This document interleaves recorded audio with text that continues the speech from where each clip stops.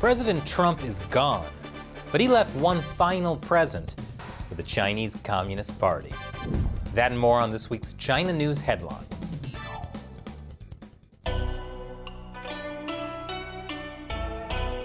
Welcome to China Uncensored. I'm Chris Chappell. The Trump administration is over, but before leaving office, they took one final, very big swipe at the Chinese Communist Party.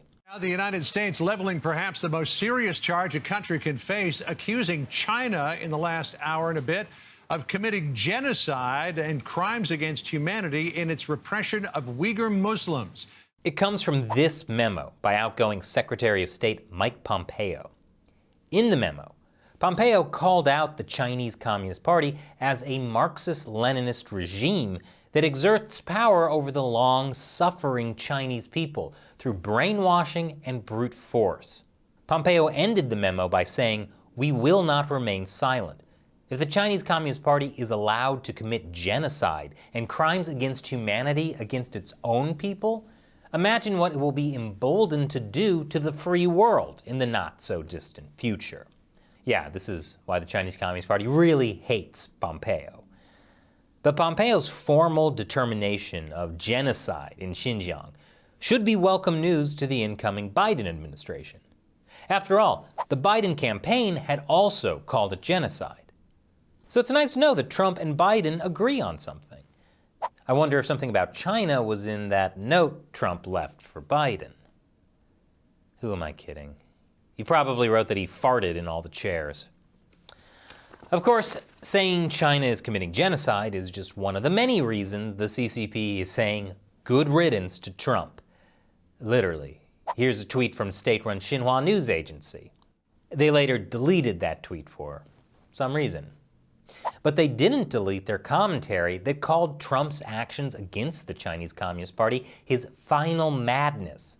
According to my favorite Chinese state-run media, the Global Times, China is now sanctioning 28 Americans, including Pompeo.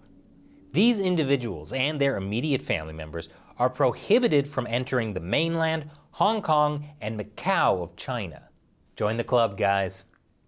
Who is joining the club?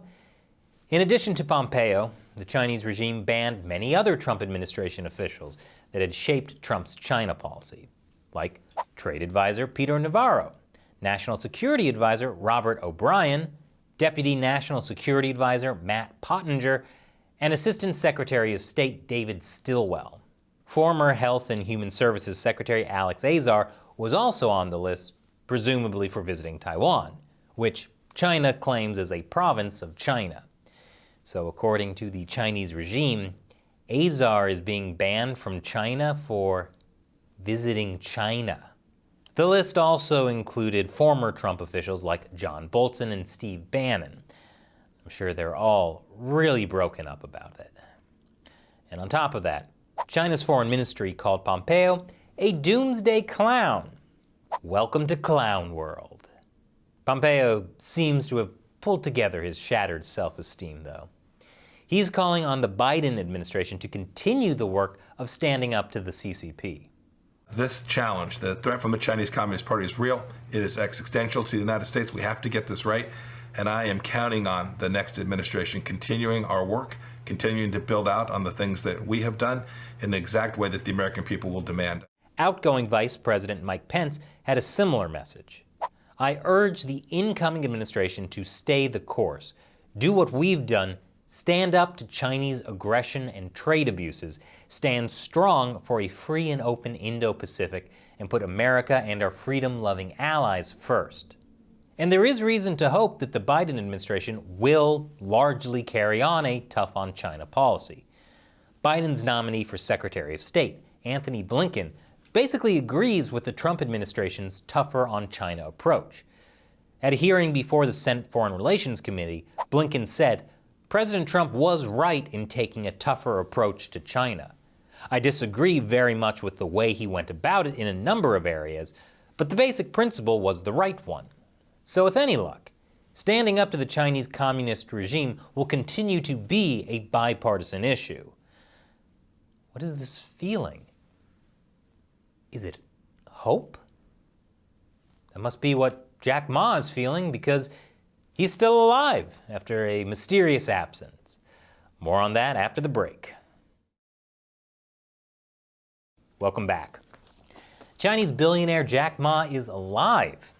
This week, he made his first appearance since October. Ma had criticized Chinese regulators, and then he mysteriously disappeared. But this week, he showed up at an online event celebrating rural teachers in his hometown.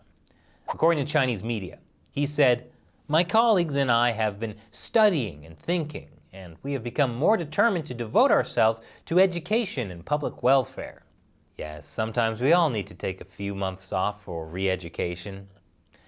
No word yet on how the antitrust investigation into his company, Alibaba, is going. I guess China never really beat the coronavirus, because now even more Chinese cities are going into lockdown as a new wave of the virus spreads. Even part of Beijing is being barricaded. And that puts some Chinese citizens in insane predicaments. As the virus spreads, freight drivers are trapped in their vehicles and not allowed to refuel, eat, go to stores, or stay in a hotel. These drivers have to live on bread and instant noodles, and they might be better off. Food is getting very difficult to get for some Chinese citizens. This notice from a city in Hebei province says that all supermarkets, grocery stores, and shops must close. Residents aren't allowed to leave their homes. Reports from state-run media say food prices are skyrocketing. The Chinese Communist Party is taking action, though, by releasing a state-produced documentary called Days and Nights in Wuhan. It's about how well the government did in the early days of the outbreak. It's actually a scientific experiment. Will people feel full if you feed them lies? Now, did you know YouTube has been soft censoring China Uncensored by demonetizing our videos, quietly unsubscribing people, and not notifying people when we release new videos? So join us in the fight, in what I call the China Uncensored 50-cent army. They're viewers like you, who contribute as little as $1 an episode on the crowdfunding website Patreon. That's patreon.com/China Uncensored. As a thank you to them, I answer their questions on the show. And today's question comes from 50-cent army member Fang Lin. Is there a MeWe page for China Uncensored I can follow? Me and my friends are all abandoning ship on Facebook, Instagram, Twitter, as they are pretty much all for censorship, so we don't use them anymore. Well, currently I'm just on the major platforms, Twitter, Facebook, and Instagram. I haven't looked into social media alternatives too much. I got a Parler account just a week before the whole thing came crashing down, but I've heard about other platforms like MeWe, Gab, Minds, or SafeChat.